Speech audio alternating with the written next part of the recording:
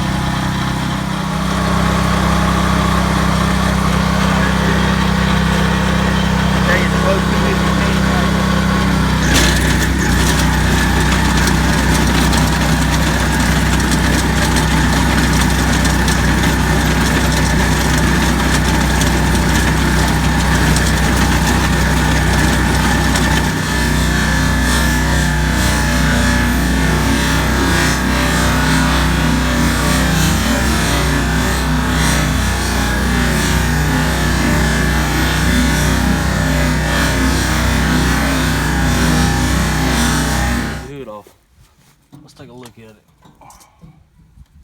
Let's see how it comes up. I think it just pops up somehow, don't it? There it goes. There we go. Look at there, access to everything. Grease fittings on all the bearings. Yep. Belts are all on top, so you don't have to get up under it for anything. Oh my gosh, this is so simple, man. Yeah, and look, when end of the day, take the hood off, blow all this crap out, keep it nice. wash it, clean it real easy. Everything's simple. And all your idlers are spring loaded. Yeah. And they are adjustable. No, they're not. But that's good because you ain't got to worry about having to adjust belts and That's right. tighten everything up. You It just stays replace tight. the belt when it goes Exactly. bad and you're done with it. Yeah, you can count me in for this. Yeah, I'm sold. That thing, compared to the other model, the red one, Right. I can't remember the name of it, but it would drag Clausen. It would drag you around the yard, Yep. and it's just a nightmare. I like this. So.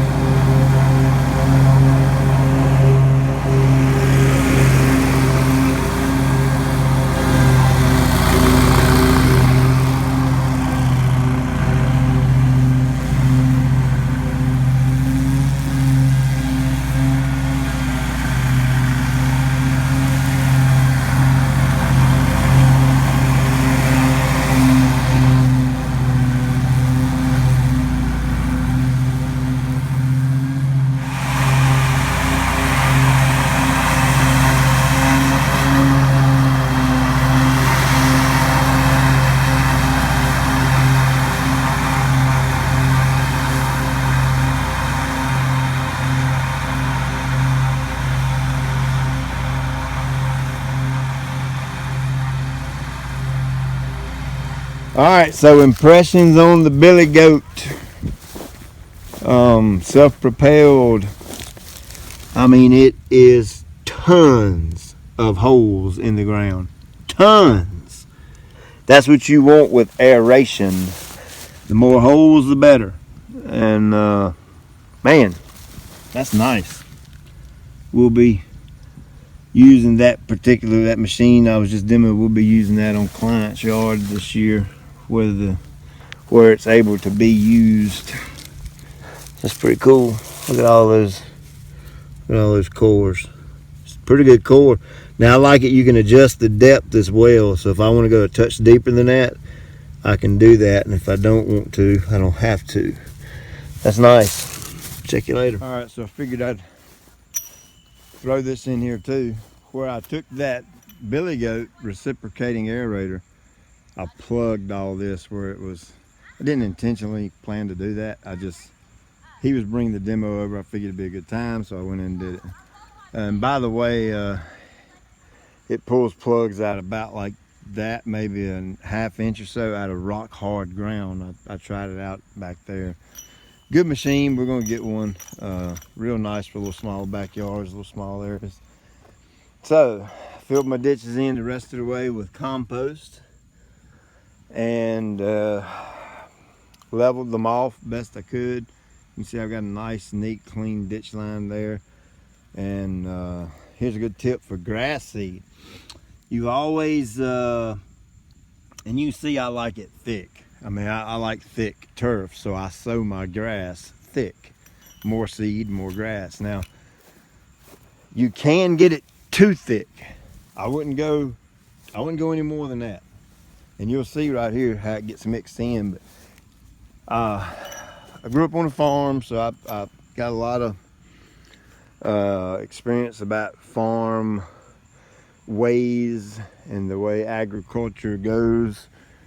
And you'll never see a piece of equipment a farmer owns that lays seed on top of the ground. It always buries the seed in the top quarter to half-inch of dirt. So that's kind of the way we approach our seeding jobs. Is we want, especially bare dirt application, we want the grass seed in the dirt. So just for this example, you can see I've got my seed down, I got that, and this is a weasel, garden weasel. Nice tool. If the ground is loose, all you do is just roll it right across the ground. Look at that. Where's the seed going? Oh, my seed's gone. No, it ain't. Look at that.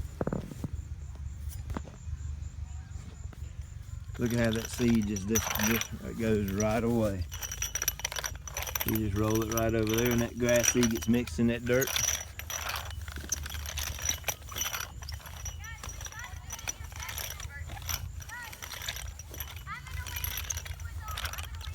Of course, the trick to grass seed is this. Of course, you want to get it in the soil, touching the soil, loose preferably. And the trick to it's water. So these are the two 360-degree heads. I'm only going to run these two zones. I'm going to run them while I'm gone. I'm going to set the timer and forget about it. And I'm going to run them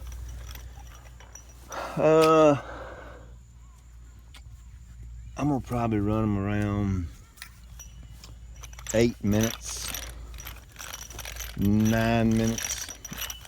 No, actually, matter of fact, I'm going to run them for 10 minutes each zone. And I'm going to do that until we leave. Then I'm going to check the ground and see how wet the ground is. And if it's good and wet by then I'll back it off to like 6 or 7. But now I'm going to run that 4 times a day. Yep, 4 times. So I can keep this wet.